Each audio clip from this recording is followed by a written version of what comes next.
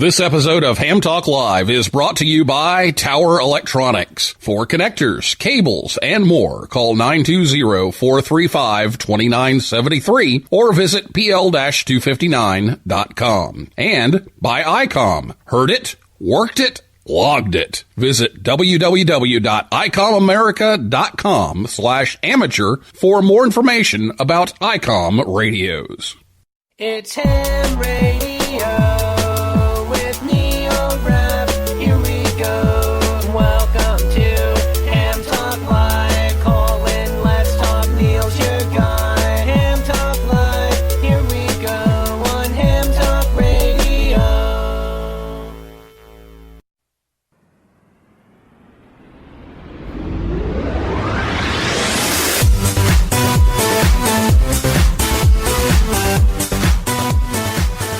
Good evening, everyone. It's time for Ham Talk Live, episode number 191.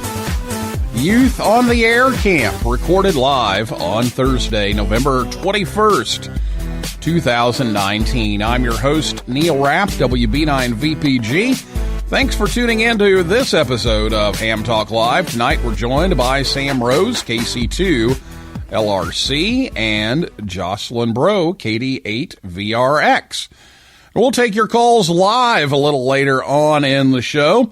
Last week, Becky Schoenfeld, W1BXY, was here to talk about what goes into making QST Magazine and the new On the Air magazine. If you missed the show, you can listen anytime at hamtalklive.com or on your favorite podcast app or on YouTube, or you can catch the rebroadcast on WTWW. That's 5085 AM, Saturday evenings at about 6:30 p.m. Eastern Time. So let's get some questions ready to go about Youth on the Air. If you're listening to us live on Thursday night, you can give us a call later on in the show.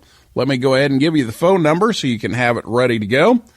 It's 812-638-4261. 812-NET-HAM1. Or you can tweet us. Our Twitter handle is @HamTalkLive.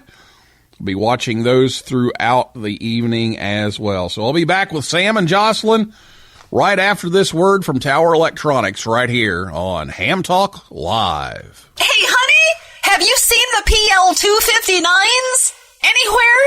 No, I haven't. Come on, kids. Let's go. There's just one place to go for all of your connector needs. Tower Electronics. Tower Electronics. Tower Electronics. A giant warehouse of connectors and adapters for every occasion. Thousands to choose from in every shape, size, and color. And they have antennas, soldering supplies, cables, meters, and more. Where do you go if you want to buy a connector at a fraction of retail cost? Tower Electronics. Tower Electronics. Tower Electronics. And this weekend only, take advantage of our special liquidation sale. Buy 9 solder-type PL259s, get the 10th one for just $1 penny. They make great Christmas presents. And what better way to say I love you than with the gift of a PL259? Tower Electronics. Tower Electronics. Tower Electronics. Hi, I'm Scott Cole, KB9AMM, president of Tower Electronics. I like the company so much that I bought it. Tower Electronics, coming to a Hamfest near you, or online at pl-259.com. And we're in the yellow pages under Amateur Radio Connectors. My, wherever did you get that lovely PL259? Tower Electronics, pl-259.com, or call 920-435-2973. Do we sell PL259 connectors? Your host, Neil Rapp, would tell you a chemistry joke, but he probably wouldn't get a reaction. Now, more Ham Talk Live.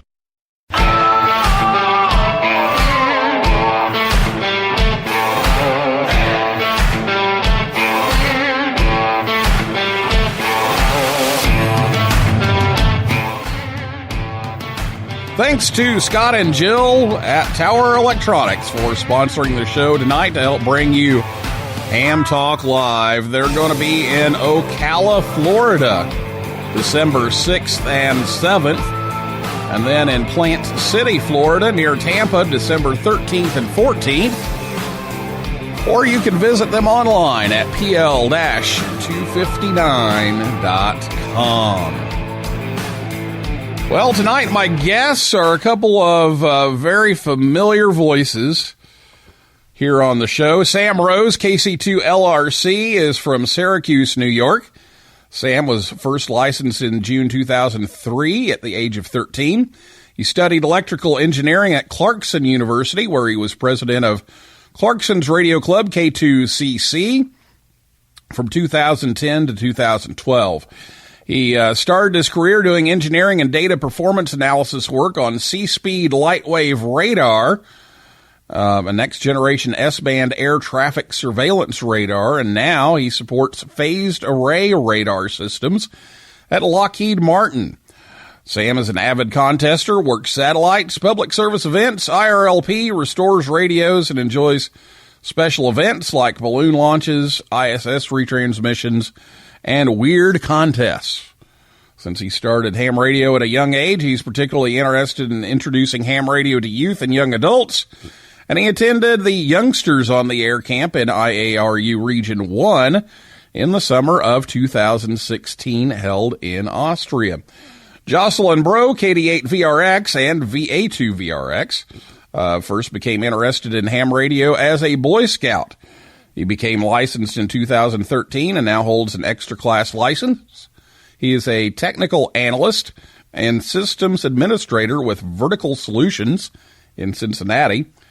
He was a scout leader and now a merit badge counselor for the Radio Merit Badge. He's a mentor with Vex Robotics and a member of the Westchester Amateur Radio Association, the Dayton Amateur Radio Association, the Ohio Valley Experimental Club, and the Greater Cincinnati Builders Group.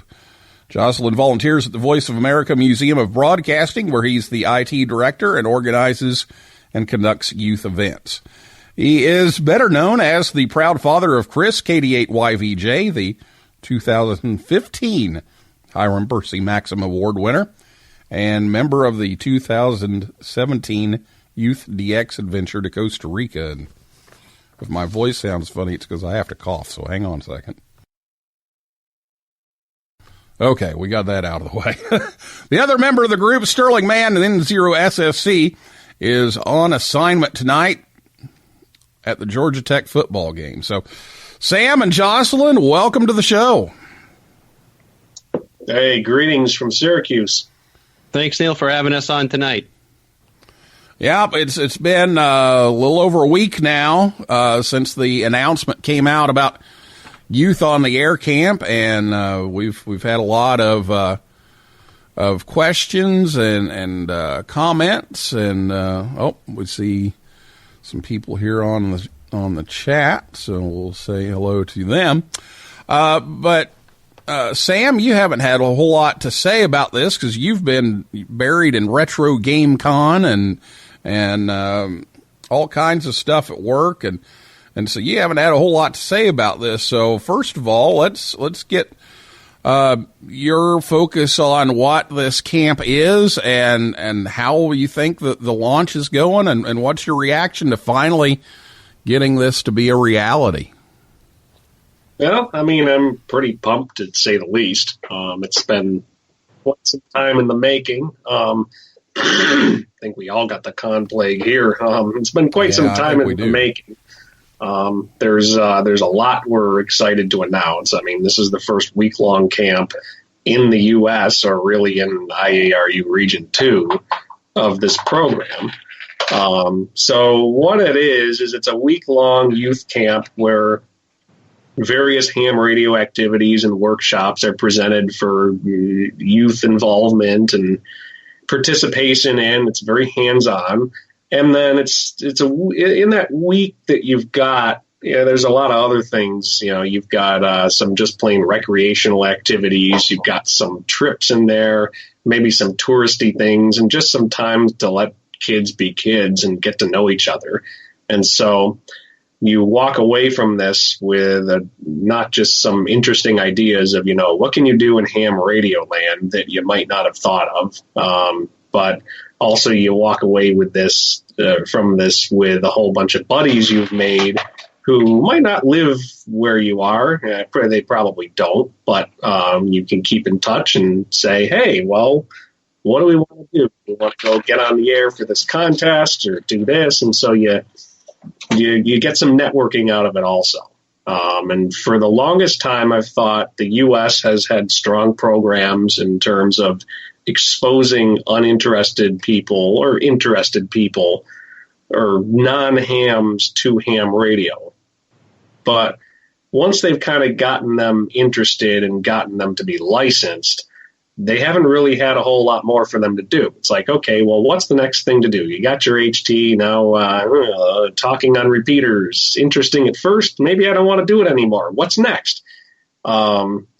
This is kind of a camp that is going to bring that to a lot of interested youths, and it's going to offer that next level up. It's going to offer what else are the activities, and what are the things that we can do, and who are the people that we can do them with. And so it's really geared more towards people who have maybe some experience to even a lot of experience in ham radio.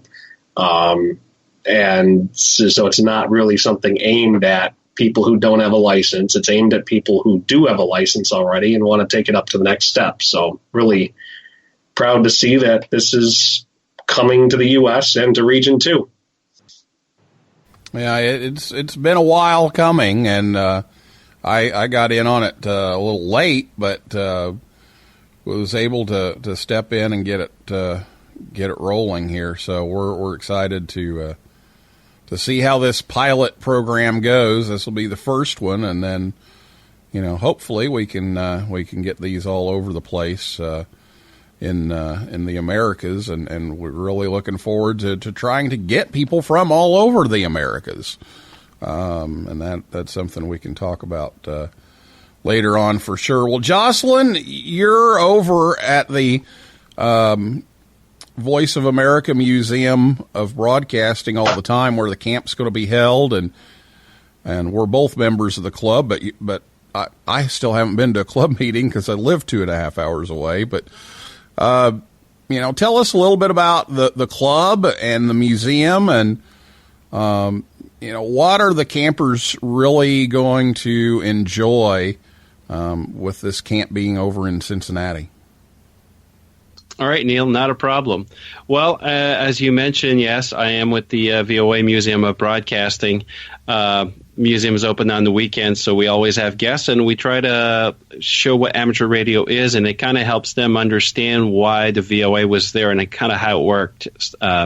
So we always like to take visitors to the shack in the beginning, and usually we get more people coming back after to once they understood a little bit of what VOA was doing, to come and see how we're doing and getting a feeling of what the new technologies are. So the club is happy and excited to, and the museum as well, to get everybody there. I know Sterling and I met way back in 2016, I want to say, and we were just talking about, they had just come back from Austria.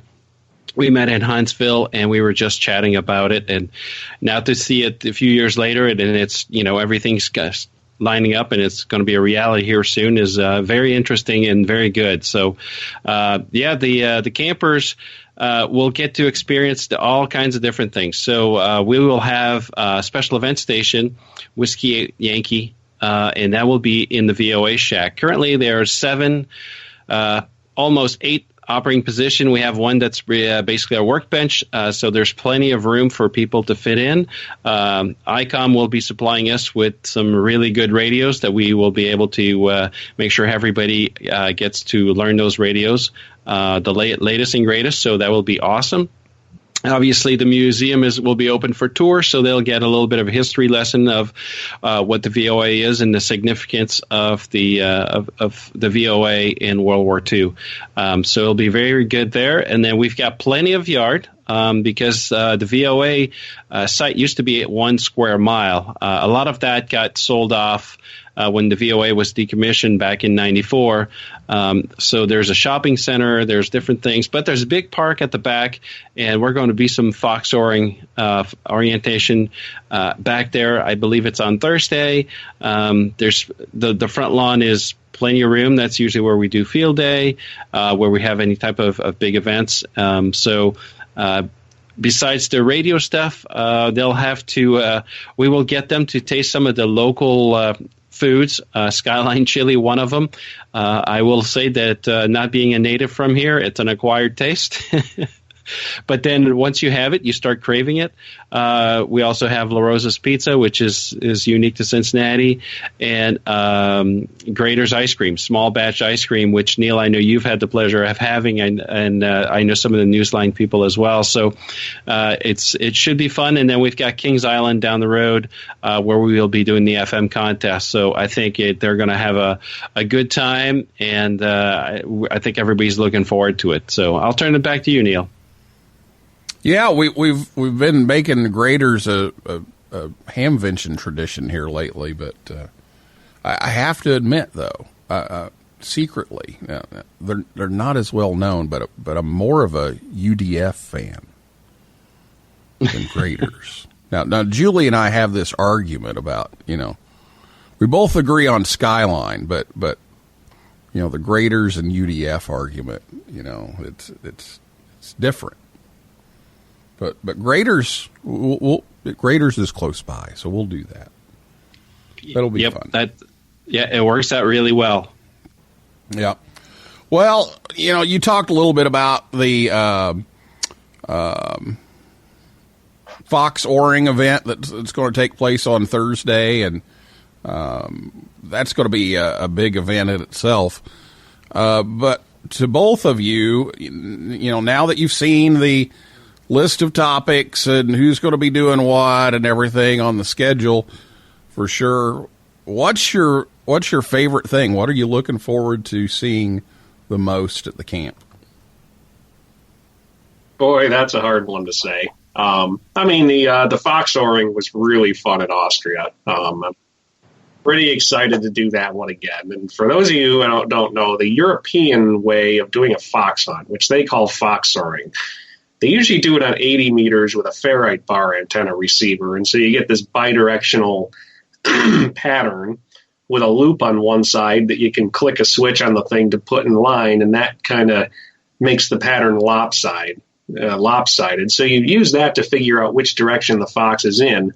Then you turn the thing on, put it parallel in the direction of the fox, and you get a really sharp null on that antenna. So where you don't hear the fox on the thing is where it is. And they're really good. But the other thing they do is they turn it into a race. So they'll have a group of 2 or 3 people start at a given time, and they have to go probably about a mile. It was what they did in Europe. And find 4, 5, 6, or 7, or however many of these foxes are hidden out there. And so you're not only trying to find the foxes, you're trying to get the best time. So that means you've got to be able to run fast, and you've also got to be good at RDF. And if you're not good at both, well, you're going to get slowed down. So that was really fun at Austria. I'm not entirely sure what else. I'm just excited to see the event in general start happening in the U.S. I think this is the first one where we've got to hit the ground really hard and do really well. And everybody's going to see, oh, wow, this event has some potential. And young hams are going to get to learn from young hams. And then I think this is the point where this begins a program where, you get some people into the event, and those people will eventually become leaders, organizers, and such, and it grows the program, and then we go from there. So that's what I'm excited to see. Yeah, good stuff. Jocelyn? Well, as Sam said, we've got so many awesome workshops that it's hard to pick a favorite one that I'm looking for. I think they're all going to be awesome. The one, though, that I am looking forward to is I have a D-Star rig, and I've never, I do it's just an HT. It's the ID51A Plus, I believe. But I've never gotten to D-Star, and I just don't have the time. And, there's other things are getting in the way, put it that way. And I'm looking forward to just having the ICOM guys there to kind of walk us through on how this works and kind of get a lesson that I can, it's not just for the kids. I'll get something out of it too. So that should be good. But as Sam said, I've never done we've done a fox hunt, but it was on 2 meters, very simple. The way he was describing it is it should be really fun. And then we've got the FM contest at Kings Island. We've got so many great things. It's hard to pick one. I think that would be a better question after we're done. Which one was your favorite one? Right now it's hard to tell, but yeah, everything sounds awesome. So. Well, the ISS contact and the Fox ring certainly topped my list at Austria. But the other things of, just the intercultural night was fabulous. Granted, the European culture is a bit, how do I say this, boozier than ours is. So that's not going to come over the pond quite exactly as it was. But then just hanging out at the beach with a bunch of guys who are as much of a geek as you are was just a lot of fun. The strength of their event, I thought, was it also mixed in plenty of free time for people to just kick back and chat and not have too much of an agenda and get to know each other. Yeah, all great stuff and stuff that we've planned out for the week, and I don't want to go through the whole list again because we've done it on 2 or 3 shows now. But you can check that out on our website at YOTA Region 2, YOTA Region and the number 2.org. Has some descriptions there of what's going to be taking place there. So we're going to take a break, and when we come back, we're going to talk a little more about YOTA Camp, and we're going to talk a little bit about YOTA Month, which is coming up also. And we'll take your calls and questions right after this word from ICOM right here on Ham Talk Live. Wish it, wrap it, gift it. Step up your gift-giving game this year and get your favorite ham, the transceiver, at the top of their list. ICOM offers a variety of high-performance and innovative products. Make the most of this holiday season with one of these ICOMs today. The IC7610, 'tis the season to give your favorite ham the SDR they really want. This high-performance SDR has the ability to pick out the faintest of signals, even in the presence of stronger adjacent ones. The IC7610 by ICOM is a direct sampling, software-defined radio that will change the world's definition of an SDR transceiver. It has RF direct sampling, 110 dB RMDR, independent dual receiver, and dual digicel. The IC7300, ham for the holidays. ICOM is changing the way entry-level HF is designed. This high-performance, innovative HF transceiver with a compact design will far exceed your expectations. With RF direct sampling, 15 discrete bandpass filters, a large 4.3-inch color touchscreen, real-time spectrum scope, and an SD card slot. The IC9700, this transceiver is at the top of every ham's wish list for this holiday season. Keep your competitive contesting edge with faster processors, higher input gain, higher display resolution, and a cleaner signal. ICOM's IC9700 is the pinnacle of perfection. It has a 4.3-inch color touchscreen, dual watch operation and full duplex operation in satellite mode, a real-time high-speed spectrum scope and waterfall display, voice recording with an SD card, and support CWAM, sideband, RTTY, D-Star, and more. Visit ICOMAmerica.com/amateur for more information on these ICOM radios. Join the conversation.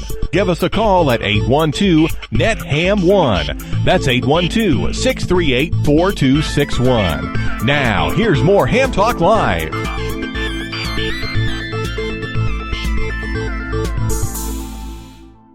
This is your announcer, Andy Morrison, K9AWM. Why else would I be talking like this? You're listening to Ham Talk Live with Neil Rapp.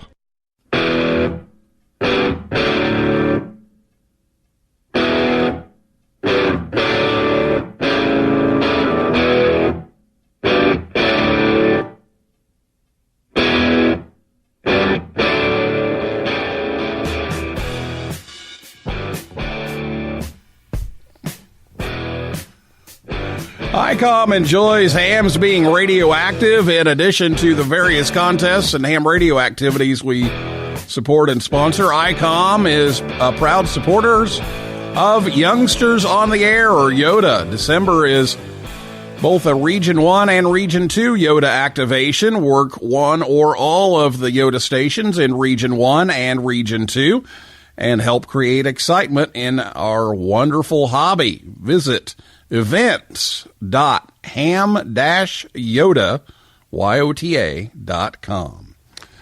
Ham Talk Live is on the air every Thursday night at 9 p.m. Eastern Time right here at hamtalklive.com, and be sure to check us out on Facebook, Twitter, and Instagram. And it's time for your calls now, so if you have a question for us, give us a call at 812-638-4261. Again, that's 812-638-4261, or you can tweet us at Ham Talk Live.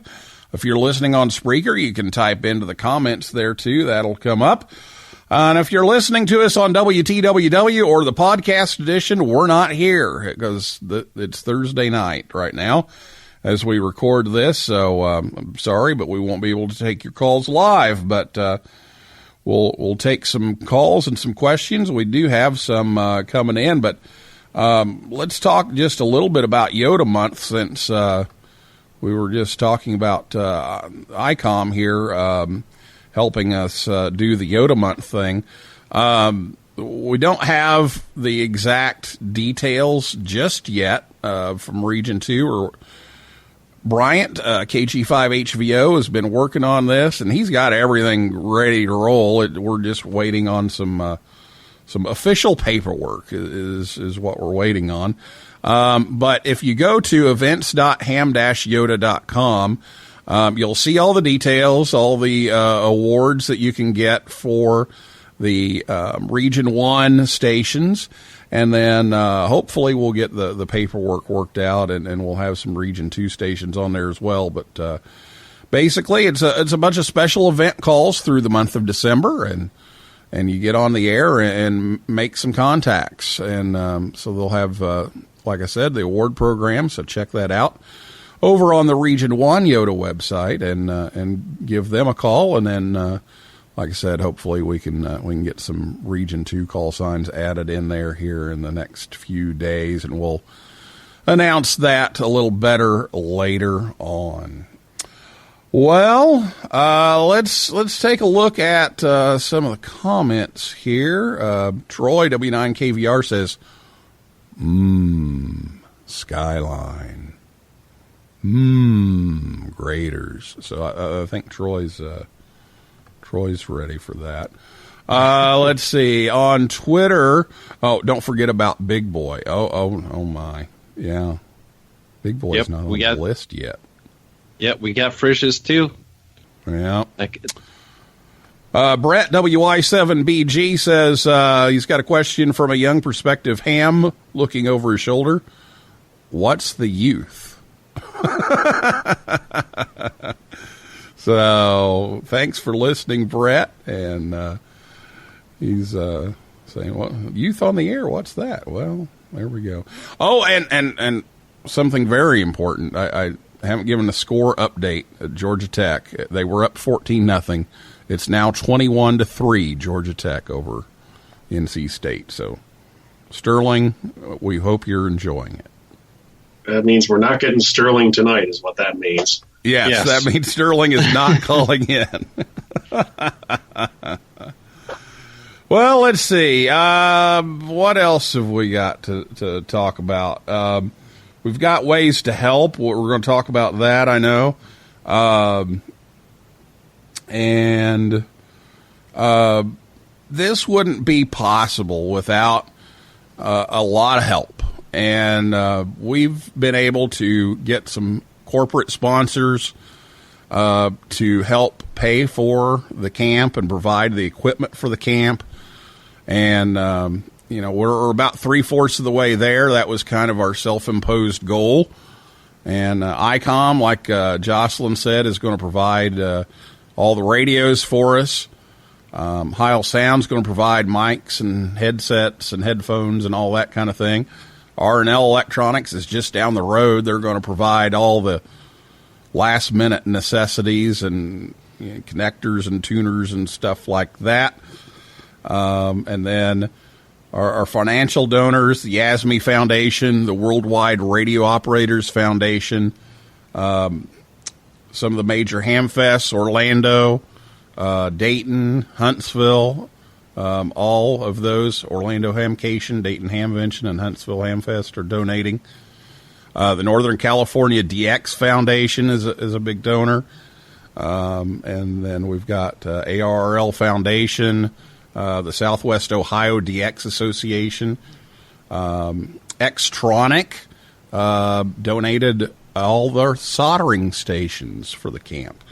And Radio Amateurs of Canada, they're going to try to send some campers. And Gary West, K8DEV, and his wife Dee Dee, K8DXE, they are there in Westchester, and Gary's been a big help getting me connected with resources in the community. So thanks to all of them. And then we've got our fundraising campaign, and thanks to all of you who have already donated to it. We'll talk more about that in a bit. Jocelyn, you had something else too?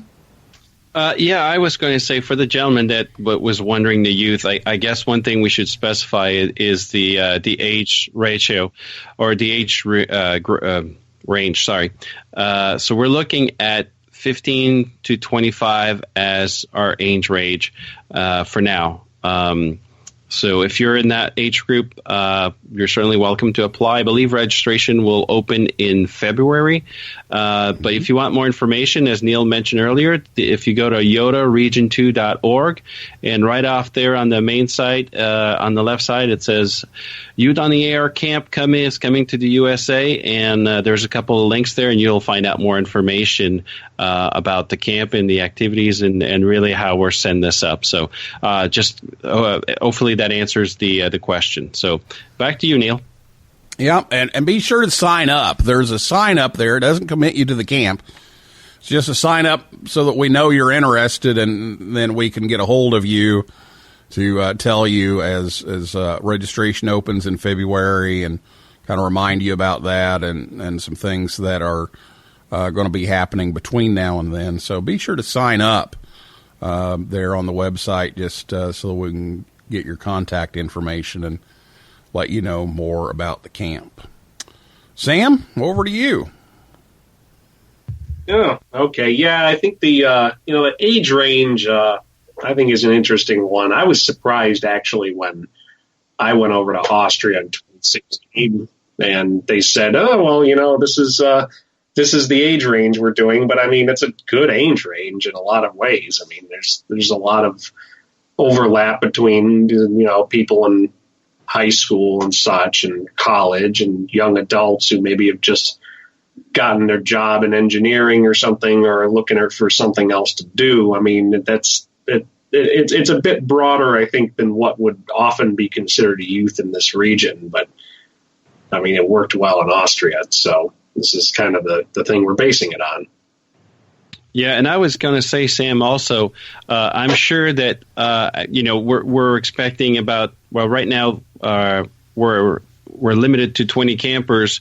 If we can get more funds, then obviously we'll open up to more. But I was going to say, I guess the younger kids are probably going to go towards each other as peers, and the older kids or the young adults are probably going to hang out more together because they have more in common just from life and stuff in general. So I think that's going to be great because they'll be able to meet people that are interested in radio just like they are, and being able to keep in touch, and like you said, jobs, or it could be very simple things. But I think it'll be very good to see all that dynamics work out, and I think friendships are going to come out of this no matter what. I think people are going to have a good time. I mean, that's why we're going through the effort. We want everybody to have a good time and make sure that the program is successful. No, for sure. Well, I mean, the age range is, they actually commingled a lot more than I had expected when I went to Austria. So, they had a bit of a different organization. They had, the teams there were grouped by country. So, you'd have a radio organization there for a given country, and that radio organization was kind of the gatekeeper of who they sent to the big national camp every summer. So those people, you might have a group where they were, we had groups where they were on all edges of that age range, and we had groups where they were kind of in the center or to one side or the other. And, that stuff kind of broke down while we were there. So that was another thing we were talking about also, is that there's, how to figure out who exactly is going to come. I imagine we're going to have more applicants than we have spaces. Now, we hope we'll get enough sponsorship that we'll be able to offer a few more spaces than the 20 that are planned right now. But there may be some things that we look at, like they're having recommendations from certain hams and local clubs as a head up to do that, to make sure that we come up with a good group for our first event, because the chemistry of the group is going to be one of the critical factors. But I think we'll come up with a really great group, and I'm really excited that people are going to be able to go and sit next to the radio with people like Marty or KG5HVO, and get to do things with people who have really, really good radio experience at their own age range. So that'll be a great experience for them. Now, in addition to this, we've got the whole international thing going. So we've done a little bit of promoting down in Central and South America on social media. We did some this summer. We did some more last week as we opened up the camp. But, one of the things that we're going to be working on is making sure we get the word down there and try to get some people from some other countries besides just the U.S. and Canada. Yeah, I mean, that's kind of how the European one. Well, I say European just because that's where it was when I was there. It's really IARU Region 1. So some years they did it up in Europe. One year they did it in South Africa. And then when they were doing it in Europe, they had participants from Africa come up there. And we certainly hope to have some participants from Canada and South America come up. That's something that's interesting when you start traveling internationally or go to one of the really big ham fests. I mean, you get a certain amount of it at Hamvention and some of the bigger ones here, but you actually get to meet the DX. So I may be called to a certain group overseas, our favorite U.S. East Coast spotting station, because every once in a while I will get a message on Telegram saying, Sam, hey, can you get on the air? Because we want some spots from the East Coast. And so I say, okay, well, maybe now's a good time to turn the radio on. Let's see if I can hear some of y'all. So it's fun to maintain some connections to people who are so far flung, and certainly doing that for North and South America would be a great opportunity if we can make it work. There may be a guest or two from Europe. We don't know yet, but some of the big people in European Yoda want to see our event. So we may wind up with some pretty far-flung guests, and I hope we do. Yeah, I'm really looking forward to seeing what we can do with that, and I think that those experiences that you have, you're talking to these people all the time on Telegram, because you spent a week with them, you got to know them, and now you're working with them to help bring this camp over here, and it's exactly what we hope will will take off from this one. Yeah, and I made such good friends. I try to get out to Friedrichshafen every year to see them there. Yeah, so now I'm going to hear about the camp being right before Friedrichshafen. Yeah, sometimes stuff falls the way it does. Yeah, I might have to go see them a different time this year. Well, and I was going to say, to Sam's point, that's the beauty of having it close to Dayton as well, because the folks that are going to meet here are probably able to also get to Dayton, and that may be their meeting point, kind of like what Sam is saying there about Friedrichshafen.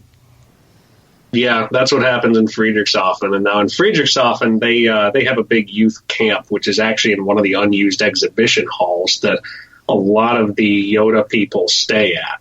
And that's open pretty much to anybody 27 and under. And so the same age ranges tend to congregate there, and a kind of similar effect happens there. There's a bunch of buddies who met up there just doing activities there, and so they've got a ham radio station they set up for that, where they let people bring boat anchors that they bought at Friedrichshafen over to try them out right then and stuff like that. And they'll usually have a game server set up and some soldering stations and the pile of test equipment and this weird thing that they call a beamer, which is their word for a projector. I laughed the first time I heard that. And so I had a buddy from Yoda Japan came over, and he brought his Japanese Nintendo Entertainment System, or they call it a Famicom there, and we were just shining the thing on the wall with the beamer, projector, and playing Japanese Mega Man X on the wall. And it's like, this is the type of thing that kids do when they're just given the freedom to hang out. And so we've got plenty of time for that. But yeah, I think a lot of people are going to get together at Hamvention, and maybe we'll even start doing something in subsequent years in Hamvention where we have like some kind of dinner where we get everybody together, or do an Airbnb or something. There's a lot of ideas that we can do going forward, but the first one is to just get the camp off well, and then the rest will fall into place. Troy W9KVR has a question. I know it's a week-long camp, but will there be single-day opportunities available? And I guess since I'm the guy in charge, I'm the guy that has to say no. I don't like saying no, but yeah, not really. We're going to have the whole week kind of mapped out. Now, I know there are some people who maybe, have to leave a little early, but yeah, we really won't be able to do that, at least this time, but it's something interesting to think about. It's something that there might be some possibility also of, maybe we'll be as flexible as we can. But maybe if there's people who live nearby who want to just come and visit for a particular time, or see a particular opportunity, or see a particular activity or something like that, there may be some possibilities to accommodate them. But in general, the event is designed such that you're going to be there for the whole week. And we really want it to be like that, because if you're just there for a few hours or whatnot, oh, cool. Well, I saw an activity. If you're there for the week, well, I made buddies. And that's really, really what it's aimed at. Now, I will say this. The Thursday afternoon of the camp, we need visitors. We want visitors because we need fans for this race. And so if you're going to come visit for one day, Thursday afternoon is the day to do that. Go ahead, Jocelyn. No, sorry. I was going to say, yeah, Sam, I think has got a good point. If people are local, we may be able to work something if they want to stop in for a few hours. But as he said, the camp is aimed at building friendship relationships and be getting the whole package experience. So that's all I was trying to say, Neil. Sorry. No, that's fine. So yeah, we are going to be looking for local help with things. But most of it at this point is set up, tear down, and again, we really want to get a big crowd if we can on Thursday to cheer on the race. So that's something we'll be working on and we'll talk about. But really, I want to focus on 3 ways you can help. If you want to help make this successful and you want to help us out in making this thing a go, I see 3 things that you can do to help. 1, be on the air during that week. We need pile-ups. If they're going to practice contesting skills and operating skills, we need to have some pile-ups.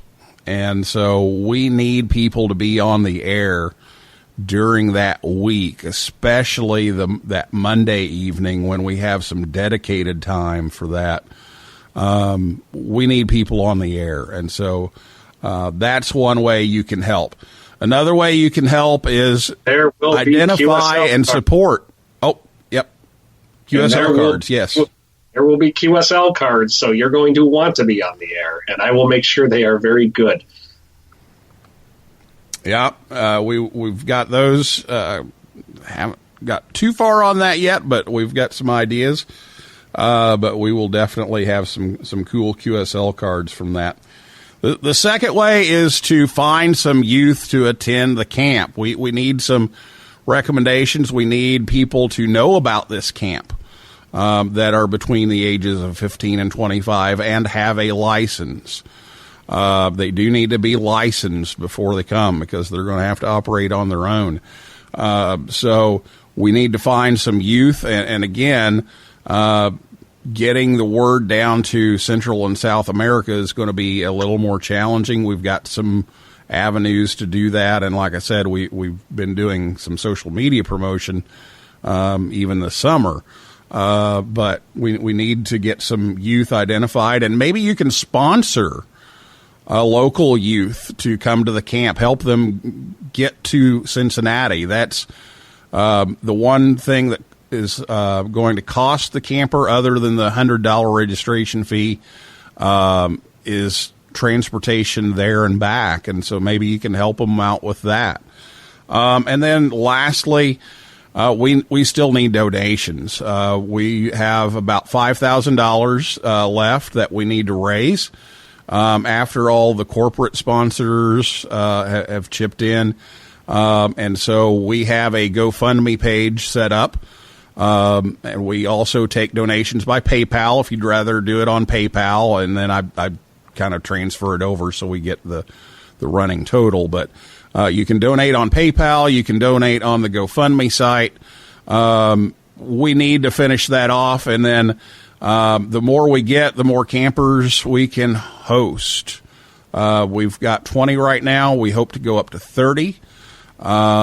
So we got to get to $11,000 over the already pledged donations. So an extra $6,000 means we can get 10 more kids in. So 11,000 would put us in the ballpark of being able to have our maximum, which is 30. So donate if you can. Ask your club to donate. Ask others to donate, and you can find that on our website at YOTA-region and the number 2.org. And there's a donate button there. And also, as you're shopping, and the rumor has it there may be some shopping going on about a week from today. If you're on Amazon, if you do smile.amazon.com and sign up there, anything that you purchased over smile.amazon.com, a percentage of that sale is donated by Amazon to the camp. So that information is also on the website. So those are some ways that you can help if you want to see this happen. That's some ways that you can help. All right. Well, it looks like our time is gone, so let me run around the horn one last time here for anything we might have missed or any closing comments. So, Sam, why don't you go ahead first?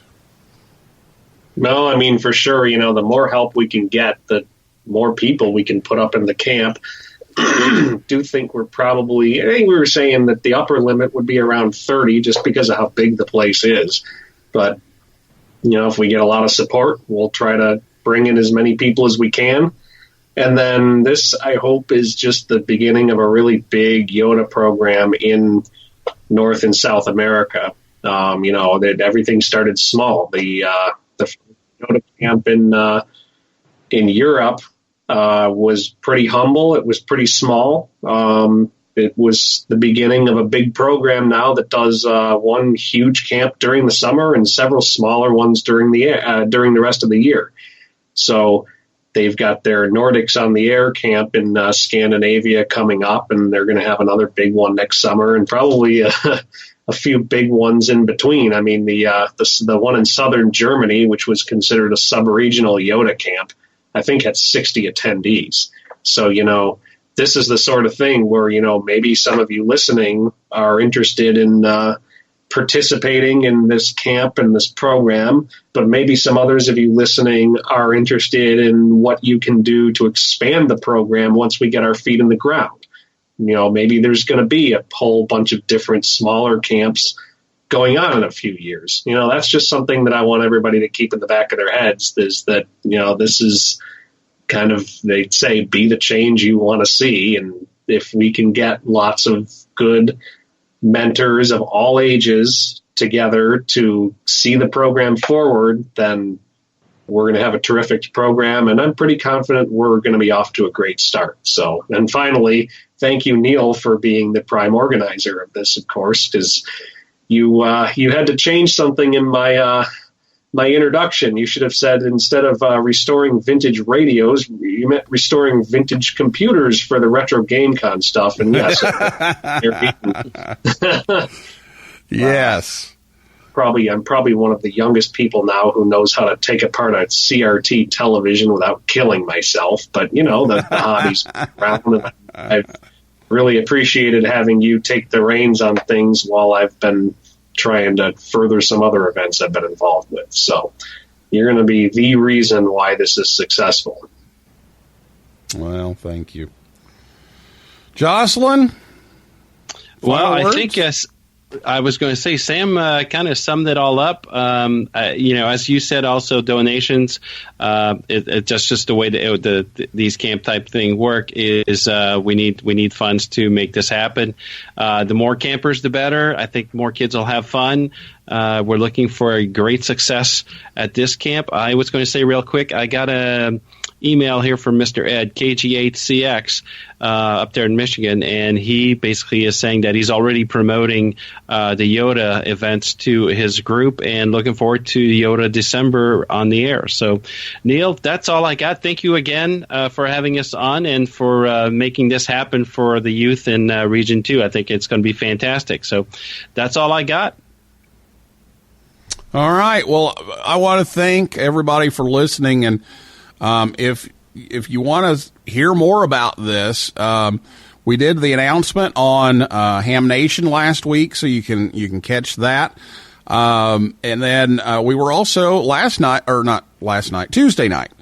We were over on W5KUB.com. So thanks to the whole crew over there at W5KUB and to Tom and Katie for having Jocelyn and I on Tuesday night, and make sure you check out W5KUB.com and take a look at some of the things that they're doing.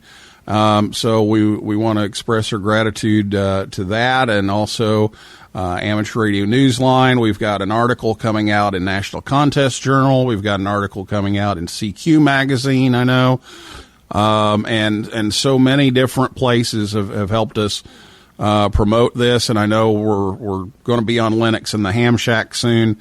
So there's all kinds of things. We're trying to kind of make each one different, so you can check those out. The video from Ham Nation we have linked, I know, over on the webpage. So if you want to check that out, you can. We'll try to get some of the others on there as well. But YOTA region and the number 2 .org is where you'll find all that information. And Yoda Month, that announcement's going to take place here within a few days of what the call signs are. And just exactly what the Region 2 participation is. But the Region 1 participation is already up on the Region 1 Yoda website. So check that out at events.ham-yota.com, and you can see that. And then we'll be adding in the Region 2 stuff as soon as we get all the I's dotted and T's crossed and all that kind of thing. But we've got a schedule already set up and a lot of young operators, some great young operators that are going to be working those. So be listening for the announcement about Yoda Month over here in the Americas. So, Jocelyn, Sam, thank you for being here. Thank you so much for your work on the committee. It takes the entire group. And I know you get like inundated with emails from me like daily. So thank you so much for doing that. I think I get more emails than some of the Yoda chat rooms. Yeah. but by all means, I mean, I'm sure we'll be back on here to talk about Yoda Month, whether it's before it happens or right at the beginning. But that's going to be a fun one. And Europe, what they do is they have the thing on and they do it all December. They get a couple of big stations to host, and they bring youngsters over, and they have a competition as to who can. I believe this is how it works. They have a competition as to which station can reel in the most points at the end. So it's they make a competition out of it. It's a lot of fun. I work a lot of them every year. Yeah, it should be a blast. And also thanks to ICOM. ICOM is sponsoring our website. So when you go there, click on the ICOM ad there and check them out because they've got some great stuff, and we're going to get to use a lot of it at the camp. So we're looking forward to that. Well, we are way over time here, so we better get going. And one final check. Let's see. It's still the third quarter started. It's still 21-3, Georgia Tech. So still no word from Sterling, but we'll excuse him for that. So one last note, programming note. Next week is Thanksgiving. I'm going to be over in Westchester, so we won't have a show next week, but the following Thursday we'll be back with another show, and it might even be about Yoda Month, is kind of what I'm thinking. So if we can get that scheduled, we'll talk about that then. But as Sam said, if not then, it'll be soon thereafter. And we'll get the word out on that. But for now, that's a wrap for this edition of Ham Talk Live. Thanks to Sam Rose, KC2LRC, Jocelyn Bro, KD8VRX, and everybody out there in cyberspace for listening and typing in. And on WTWW next week, we'll have an encore performance of a previous episode since next Thursday is Thanksgiving. So happy Thanksgiving to everyone, and we'll see you back here Thursday, December 5th at our usual 9 p.m. Eastern Time. And for a list of all of our upcoming guests, go to hamtalklive.com. And if you like the show, please leave us a review. That helps others find us faster. So for now, this is Neil Rapp, WB9VPG, saying 7375, and may the good DX be yours. Oh, wait, Les is going to say it tonight. This is Les Nessman saying good day, and may the good DX be yours. This has been the early news with Les Nessman. As God is my witness, I thought turkeys could fly. Oh, the humanity!